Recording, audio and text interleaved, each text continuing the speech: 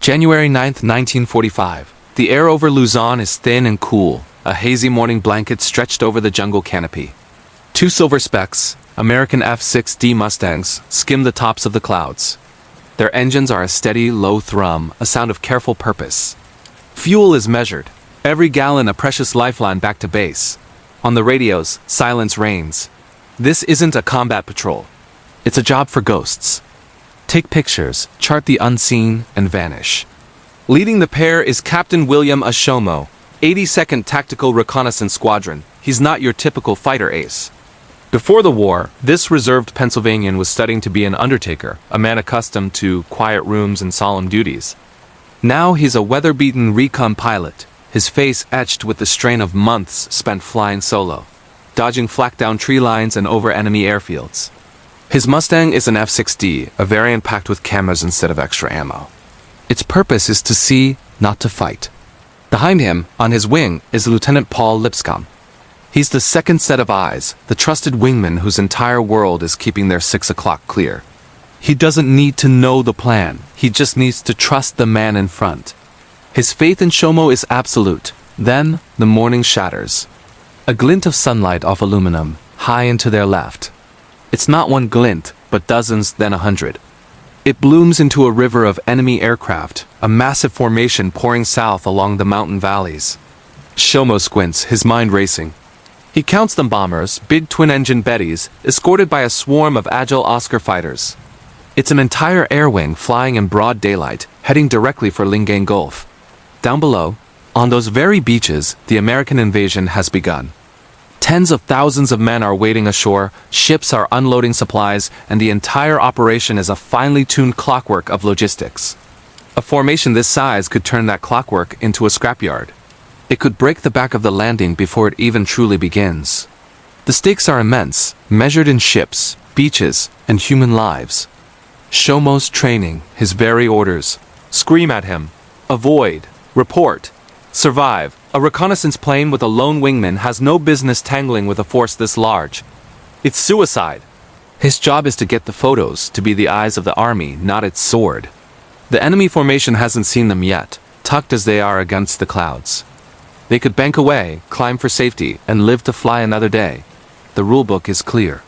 But the sky is offering a moment. A terrible, beautiful, once-in-a-lifetime moment. He sees the bombers, fat and vulnerable. He sees the tight weave of the escort fighters. He weighs the doctrine against the reality unfolding a few thousand feet away. For months, he's lived on nerve, a whisper in the wind. Now, the wind is roaring. Shomo takes one slow, deliberate breath, the cold oxygen filling his lungs. His thumb, steady and certain, moves from the camera controls to the gun switches. He flicks them from safe to hot. The quiet click is lost in the engine's drone, but for him, it's as loud as a thunderclap. Across the intercom, his voice is calm, devoid of any tremor, a simple statement of fact that will tip their world into freefall. I'm going in.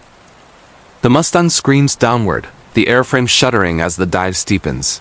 Inside the cockpit, everything is a blur of vibration and the sharp, hot smell of engine oil. The altimeter is a spinning ghost. Below, the formation of Japanese bombers and their escorts is suddenly terrifyingly close. They look like a swarm of angry wasps, unaware of the hornet plunging from above. My thumb hovers over the red button on the stick. This is it. No more reconnaissance, no more picture taking.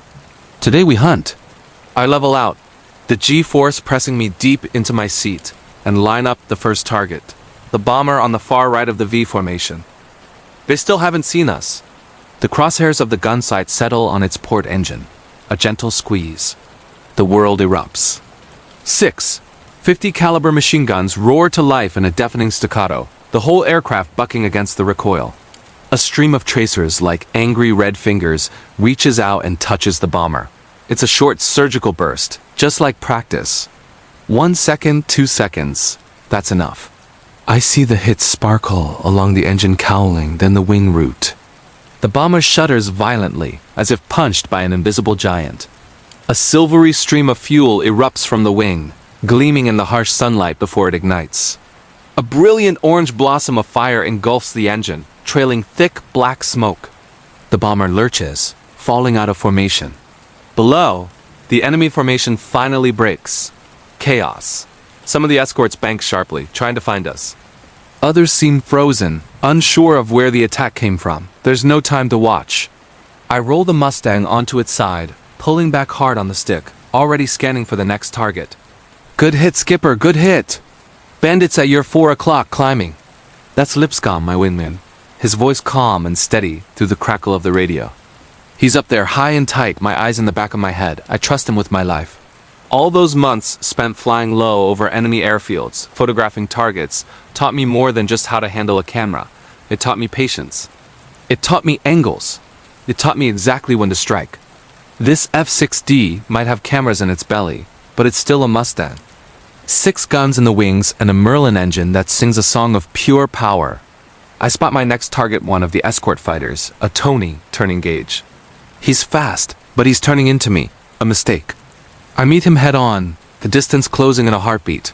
Another short, disciplined burst. The fighter seems to fly directly into the stream of bullets. There's a flash of light, and the entire aircraft disintegrates. It doesn't fall.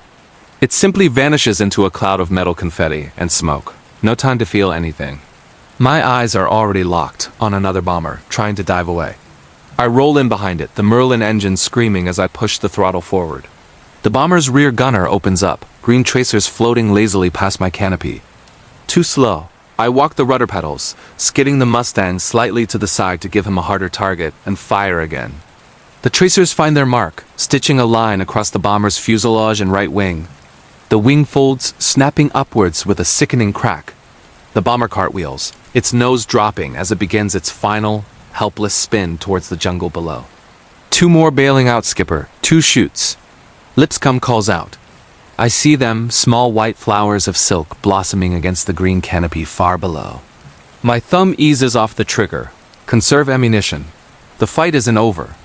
The remaining escorts are finally organizing, swarming towards us with a vengeance. They are angry now, and they are coming for us. The sky is filling with enemy planes, a frantic melee of twisting, turning fighters. The odds are getting longer. The real fight is just beginning. Up ahead, a pair of Tonys is turning hard, trying to get on my tail. I push the nose down, picking up speed, Lipscomb right there with me. We dive into the fray. The world compresses. Altitude bleeds away as the sky twists into a knot of closing fighters. The ground rushes up, no longer an abstract map, but a living, breathing landscape. Ridges become sharp spines, rivers slash like silver scars through green rice paddies. And high above, the contrails of our P-51s and their pursuers unravel like frayed rope. There's a flash on my 6. A Tawny, he's good, lining up his shot. I feel the impacts, a rhythmic thumping that walks up the Mustang's tail. Not metal hitting metal, but a heavy, dull percussion, like a giant hammering on the fuselage. The cockpit shudders. I kick hard right rudder, jamming the stick over, reversing the turn so violently the airframe groans in protest. He overshoots, a fatal mistake.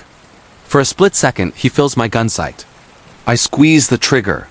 Not a long, wasteful hose down, but a short, precise burst. The tracers walk right into his engine cowling.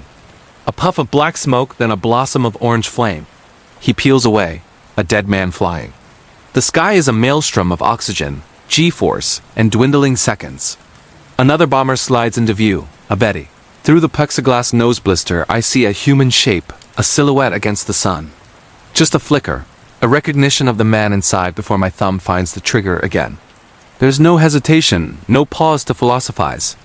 This is the brutal calculus of air combat. The cannons roar, and the bomber's nose disintegrates into a cloud of shattered glass and torn aluminum.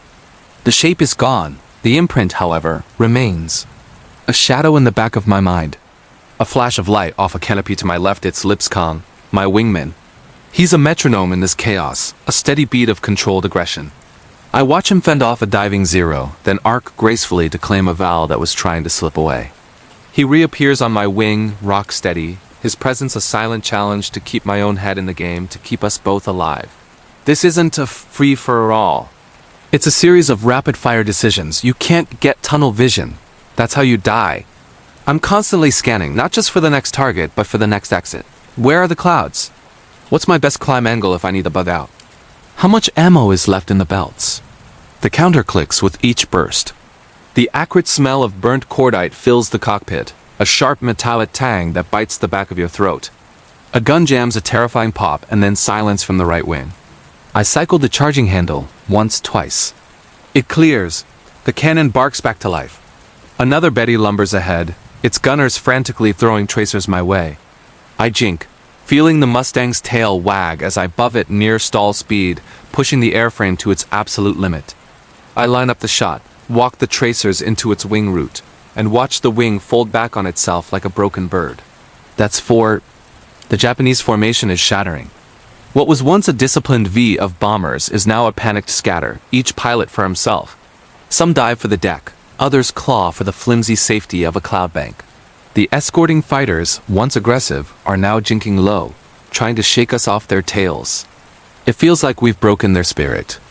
Another opportunity presents itself, a lone bomber, separated from the herd. I roll in, my movements economical, practiced. There's no wasted energy. My gun sight settles on its port engine. A steady squeeze. The engine explodes, tearing itself from the wing. The bomber cartwheels, a fiery pinwheel against the blue canvas. That's 5. A wave of grim satisfaction washes over me, but it's cut short by a flicker on the fuel gauge. The needle is dropping faster than I'd like. I glance at the ammo counter. It's blinking low. The sky is still dotted with enemy planes, more than we can handle. They're regrouping, turning back towards us, their numbers multiplying as stragglers rejoin the fight. We've won the engagement, but the battle for survival is just beginning. We are deep in their territory, low on fuel, low on ammunition, and the enemy is still here. The sky over Luzon had turned into a knife's edge. Below, Allied soldiers were pushing inland, but up here, victory could flip to catastrophe in the time it takes for a wing to shear off. The surviving enemy bombers were trying to scatter, running in trail for the horizon, a desperate, disorganized retreat. But it was a trap. Their escorts, the fighters, were still out there, lurking in the haze, just waiting for me and Lipscomb to get greedy, to overcome it. In the cockpit, my mind was a frantic calculator. Rounds left, maybe a few solid bursts, fuel margin, getting thinner by the second. Engine temperature? Creeping steadily towards the red line. Every decision was a gamble. I spotted a bomber, trailing smoke, limping away from the formation. It was a tempting target, an easy kill. I pushed the stick forward, diving after it. The world became a blur of blue and green.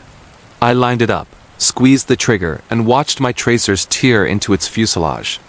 It shuddered, smoke now turning to fire, and began its final, arcing fall to the earth. I pulled up hard, the G-force pressing me into my seat, my vision tunneling. Just as I leveled out, a fighter flashed across my nose, so close I could almost see the pilot. Pure instinct took over. I snapped the Mustang into a tight bank, leading the target just enough, and fired a short, vicious burst. The enemy plane disintegrated in a flash of orange and black. That was 6. But each maneuver cost me precious altitude and time. Every success bought a few more seconds of freedom for the men and ships on the ground, but it also pushed my machine and my body closer to their breaking point. The tension was suffocating. I had to fight the pilot's primal urge to chase, to finish every fight. A lure, a lone enemy plane dropping low, tried to bait me down into the thick of the ground fire. I gritted my teeth and let it go. Discipline, not hype, was what kept the pilot alive. The radio, which had been a chaotic symphony of shouts and warnings, went thin and crackly. A single sharp call of "Brake, Shomo! Brake right!" from Lipscomb was all that saved me. A stream of enemy fire stitched the air exactly where my cockpit had been 2 seconds earlier. I owed him my life for that one. Lipscomb was a ghost on my wing, a measured voice on the radio, and a slashing, deadly presence in the sky. His own victories were compressed into a few calm words, his focus entirely on keeping us both alive. "Got one off your tail," he'd say, and I knew another enemy fighter had just been dealt with. His discipline kept me grounded, kept my own recklessness in check. Then I saw it. The final moment, etched against the clouds. One last bomber, wallowing, struggling to reach the safety of a cloud bank. It was a wounded beast, its gunners still fighting back with desperate courage. Red tracers flaring past my canopy like angry hornets. It was the last one. The linchpin of their entire formation. If it got away, the message would be clear. We could be beaten. I pushed the throttle forward, closing the distance. My forearms were shaking from exhaustion and adrenaline, but I forced my hands to be steady on the stick and throttle.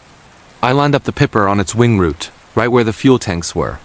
I held my breath, squeezed the trigger, and sent a final controlled burst walking right into the heart of the machine. For a second, nothing. Then a wisp of smoke quickly turning thick and black. A moment later, a bloom of orange flame erupted from the wing. It was over. 7. There was no cheer, no triumphant yell, just the quiet shock echoing in the cockpit. The sudden deafening silence. The sky, once so crowded and deadly, felt vast and empty.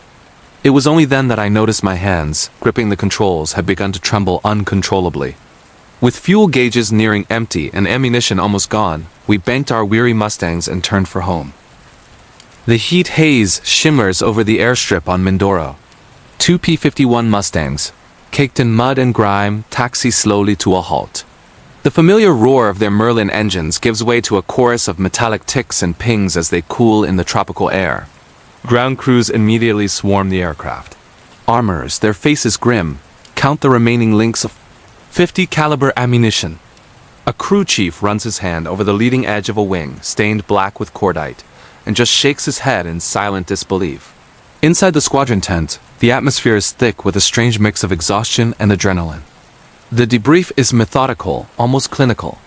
Captain William Shomo and his wingman, Lieutenant Paul Lipscomb, sit hunched over maps, marking their flight path with grease pencils. Intelligence officers ask quiet, probing questions, their voices laced with incredulity. 7 confirmed kills? In one sortie? It sounds impossible. The claim forms are filled out, but the story seems too wild, too improbable to be true. But then, the evidence begins to mount. The gun camera footage is developed, spooled onto a projector. The grainy black and white film flickers to life, showing a sky filled with enemy aircraft, muzzle flashes, and then, one after another, plumes of smoke and fire. Other pilots from the area begin to corroborate the story, reporting dogfights and wreckage seen falling from the sky. Finally, scouts push forward to the area where the rivers meet the sea, the exact location Shomo described. There, scattered in the jungle and shallow water, they find the wrecks of a Japanese bomber and its 6 escorting fighters. The news travels like a shockwave. It ripples out from the 82nd Tactical Reconnaissance Squadron to the 71st Group, then up to the headquarters of the 5th Air Force. Across a vast theater of war, where reconnaissance pilots were known for their nerve, not their kill counts, the story is told and retold. No one had ever heard of a recon pilot becoming an ace in a single mission. It was simply unprecedented. This wasn't just about a tally on a scoreboard. This was a moment of profound significance in the brutal campaign to liberate the Philippines. It was a perfect storm where years of training, exceptional piloting skill, raw nerve, and a fleeting window of opportunity all converged in the skies over Luzon. For his extraordinary actions on January 11, 1945, Captain William Shomo was awarded the Medal of Honor, America's highest decoration for valor. He would end the war with a total of 8 confirmed aerial victories. 7 of them were scored on that one unbelievable day. To put this into perspective, the U.S. Navy's top ace, Commander David McCampbell, once shot down 9 enemy planes in a single sortie, an incredible record for a carrier pilot. But for a land-based Army Air Forces pilot, especially one flying a reconnaissance mission, Shomo's achievement stands as a singular feat of arms, a near statistical impossibility that became reality. After the war, the fanfare faded. Bill Shomo, the man who had briefly become a legend, returned to a quiet life, his day of unbelievable violence a memory. He rarely spoke of it. On the other side of the world, families mourned the loss of the Japanese airman whose final flight had crossed his path. A solemn reminder of the human cost on all sides of the conflict. It's a story not of glory, but of a quiet professional who, on a singular day, did the impossible and helped change the course of a war. These are the untold stories we love to share, the moments where history turned on the actions of individuals.